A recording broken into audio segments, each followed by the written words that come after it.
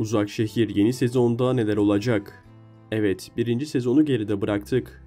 Kimi zaman gözyaşı döktük, kimi zaman içimiz ısındı. Bazı sahnelerde öfkelendik, bazı sahnelerde ise kalbimiz yerinden fırlayacak gibi oldu. Ama tüm bunların sonunda hep birlikte nefes kesen bir sezon finali izledik. Şimdi ise büyük bir merak ve heyecanla yeni sezonu bekliyoruz. Bu videoda sizlerle birlikte Uzak Şehir'in yeni sezonunda bizleri neler bekliyor? Tahminlerimizi, ipuçlarını ve senaristlerin bıraktığı mesajları detaylı şekilde konuşacağız. Ama başlamadan önce küçük bir ricam var. Uzak Şehir bu senenin en iyi dizisiydi diyen herkes videomuzu beğensin. Bu fikri bakalım kaç kişi paylaşıyor, hep birlikte görelim. Ayrıca yorumlarda mutlaka yazın. Sizce ilk sezonun en iyi karakteri kimdi? Alya mı, Cihan mı yoksa Şahin mi? Belki de Kaya. Yorumlarda buluşalım, birlikte tartışalım. Yeni sezona dair beklentiler büyük. Final bölümünde yaşanan büyük gelişmeler yeni sezona güçlü bir zemin hazırladı. Alya'nın Midyat'tan gitme kararı, Cihan'ın ona engel olmaya çalışması, Ecmel'in özgürlüğe kavuşması, Mine karakterinin yeniden sahneye çıkışı ve Demir'in intikam ateşi. Her biri tek başına bir sezonun ana konusu olacak kadar güçlü olaylar. Yeni sezonda karakterler arasında ittifaklar değişebilir. Bazıları dönüşüm yaşayabilir, hatta bazılarını bambaşka bir noktada görebiliriz. Şahin karakteri dizden ayrılacak mı? Cihan ve Alya aşkı yeniden yeşerecek mi? Mine karakterinin intikam planları nasıl bir felaketi tetikleyecek? İşte hepsi bu videoda, birazdan detaylıca konuşacağız. Hazırsanız Uzak Şehir'in yeni sezonuna dair tüm tahminlerimizi, ipuçlarını ve dikkat çeken teorileri birlikte değerlendirmeye başlayalım. Yeni sezonla ilgili en çok beklediğim gelişmelerden biri Meryem karakterinin diziye geri dönmesi. İlk sezonda iz bırakan, diziye derinlik katan Meryem'in sahneye çıkması birçok taşın yerinden oynamasına sebep olabilir. Özellikle Cihan, Sadakat ve Alya gibi merkezdeki karakterlerle geçmişte yaşadığı bağlar yeni sezonda oldukça sürükleyici çatışmalara yol açabilir.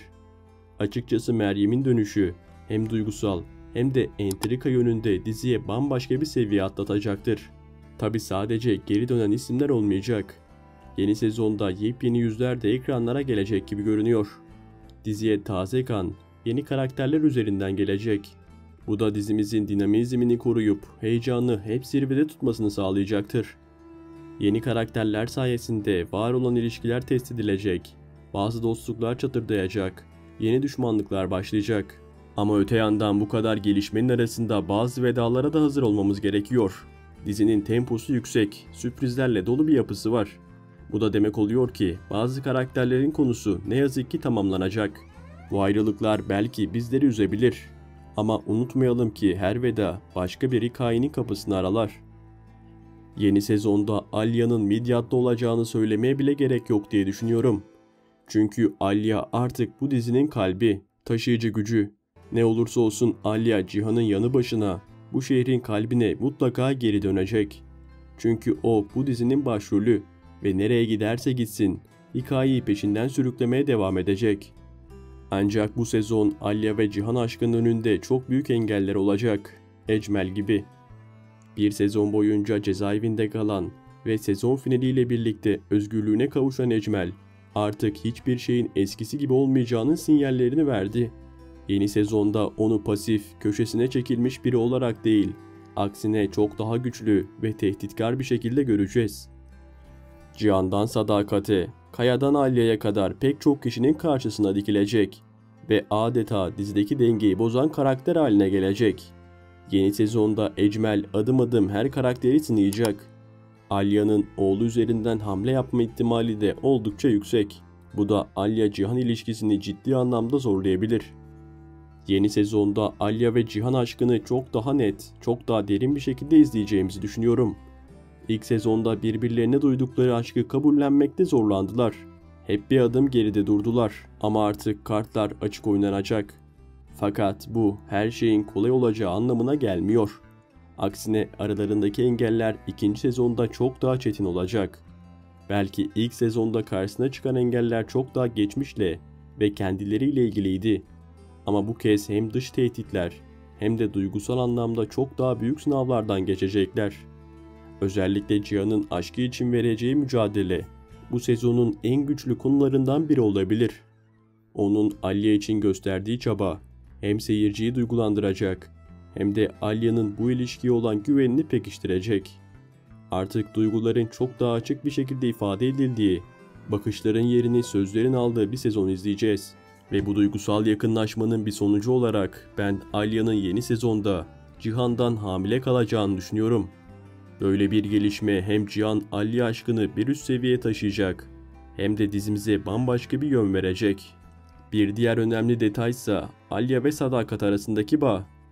İlk sezonda aralarında büyük kırılmalar yaşansa da yeni sezonda ben bir barış sürecinin başlayacağını düşünüyorum. Çünkü yaşanan bunca şeyden sonra artık herkesin biraz durulmaya, biraz daha yeniden bağ kurmaya ihtiyacı var. Sadakat'in torununa olan düşkünlüğü, Alya'nın geçmişten aldığı yaraları iyileştirme çabası ve Cihan'ın bu iki kadını ortak bir noktada buluşturma isteği, bence aralarındaki ilişkinin artık daha sakin ve olgun bir çizgide ilerlemesini sağlayacak. Yeni sezonda Zerrin'in karnındaki bebeği doğurması kuvvetle muhtemel gibi görünüyor. Ancak bebeğin diziye etkisi çok büyük olacak olsa da ben artık Kaya ve Zerrin arasında eski duyguların canlanmasını beklemiyorum. Çünkü Kaya için yeni bir dönem başlıyor. Artık geçmişin yükünden kurtulmaya çalışan, hayata daha farklı pencerelerden bakan bir Kaya izleyeceğiz. Bu noktada İpek'in hayatına girişi, Kaya'nın duygusal dünyasında yepyeni bir sayfa açtı. Zerrin uzun süredir Kaya'nın hayatında duygusal anlamda baskın bir figürdü. Fakat İpek'in pozitif enerjisi, anlayışı ve gücü, Kaya'nın ilk kez Zerrin dışında birine gerçek anlamda kalbini açmasına neden olabilir. Ve bu aşk izleyiciyi de saracak kadar sıcak ve içten olacak.